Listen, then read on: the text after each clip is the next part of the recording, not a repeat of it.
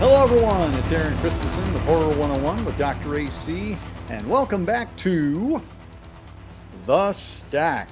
Yes, it's been about 6 months since we did a Stack episode, although October was pretty much a month-long Stack episode since we were going through a bunch of physical media there. And as you can see, it's not because I ran out of things to watch. Just basically ran out of time. But we are back, and today we're going to be talking about Creature with the Blue Hand and Web of the Spider, both from Film Masters. And if you've been watching, you know that I'm a big fan of Film Masters. They've done some incredible work in terms of restoring older films or public domain films that have been kind of just cast to the side, and they clean them up and they make them look great. And first we'll focus on Creature with the Blue Hand, which is a shining example of the German Krimi films. That's Krimi. And those predate the Italian Giallo, and they were murder mysteries, many of which were produced by the film studio Rialto. They had acquired the rights to several Edgar Wallace stories, and when they had some success with those adaptations, they acquired the rest of Edgar Wallace's estate and proceeded to create a stunning 39 films over the course of the next decade and a half. As I mentioned, they predate the Italian Giallo in terms of it being a stylish murder mystery with lots of suspects and intricate storylines. Many of them were shot in black and white, although there were a few color entries, especially following the success of Mario Bava's Blood and Black Lace in 1964. Creature with the Blue Hand came out in 1972. It stars KLAUS Kinski in a dual role as twin brothers, and Kinski was part of the stock company at Rialto, and so you saw a lot of him in these Edgar Wallace adaptations. And here he is on full wackadoo display as twin brothers Dave and Richard. Dave has been accused of killing the family gardener and has been sentenced for the crime to a mental institution. He protests his innocence to no avail, and one night, someone slips a key into his cell and assists him in escaping the asylum. He makes his way back to the family estate, where he takes on the identity of Richard in an attempt to clear his name. Many murders and hijinks ensue. I gotta say, I had such a great time watching this movie. I didn't know anything about it. I'd never heard of it before. And that's just something I love about being a horror fan, is that you know the adventure never ends. Some company's going to always uncover some old film you haven't heard before, or there's going to be a new film coming out.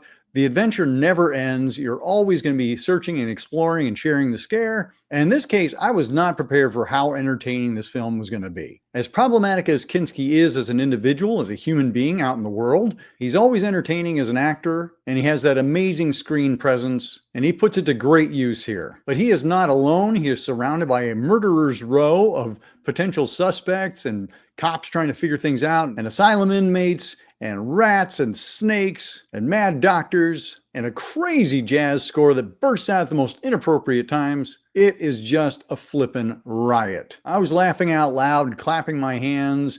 I cannot wait to watch this with a group of people. Just an utter delight from beginning to end. Even the opening titles are so much fun, with a freeze frame on Kinski's face, and then you just get like these bullet holes of blood filling the screen. The camera work is great. You've just got these great scenes of outrageous behavior. I mean, when was the last time you saw an entire glass box full of rats and then like a little broom that pushes them out so they spill out into the room to terrorize people?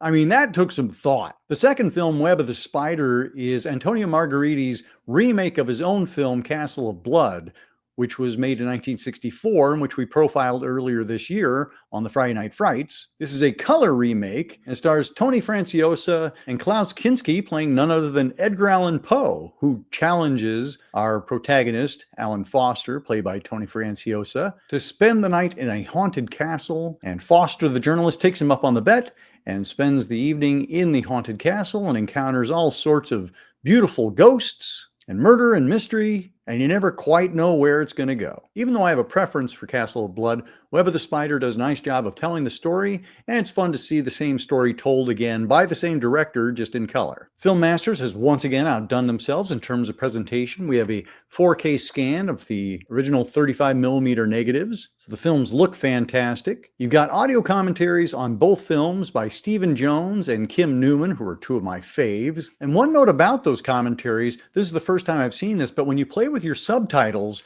you can actually get the subtitles of the commentary tracks playing along with the regular film. You know how usually you're going to turn on the audio and hear the audio commentary over maybe turning on the subtitles so you can see what is being said while you're watching the film.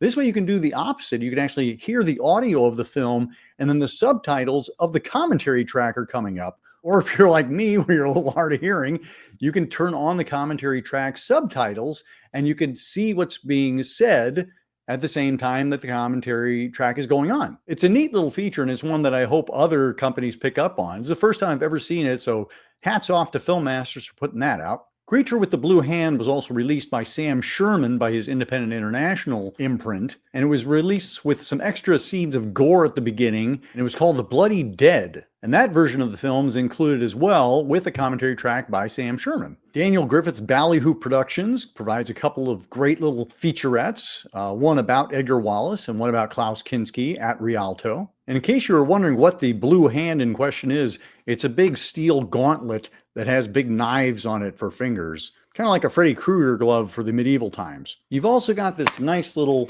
24-page booklet, which has two essays, one on Creature with the Blue Hand and the German Creamies by Nick Clark, and also one on Castle of Blood and Web as a Spider. That's by Christopher Stewardson, called Cobwebs and Castles.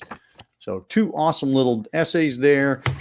You've got two different discs, one with each of the films. It all adds up to another great package from Film Masters. You should also be checking out their YouTube channel. The link is below in the description, because they are remastering old TV shows and movies, and it seems like they are cranking new ones out every single day. So absolutely go check out their site, pick up Creature with the Blue Hand and Web of the Spider, and I'll be back next week with another selection off The Stack. Until next time, keep searching, keep exploring, and keep sharing the scare.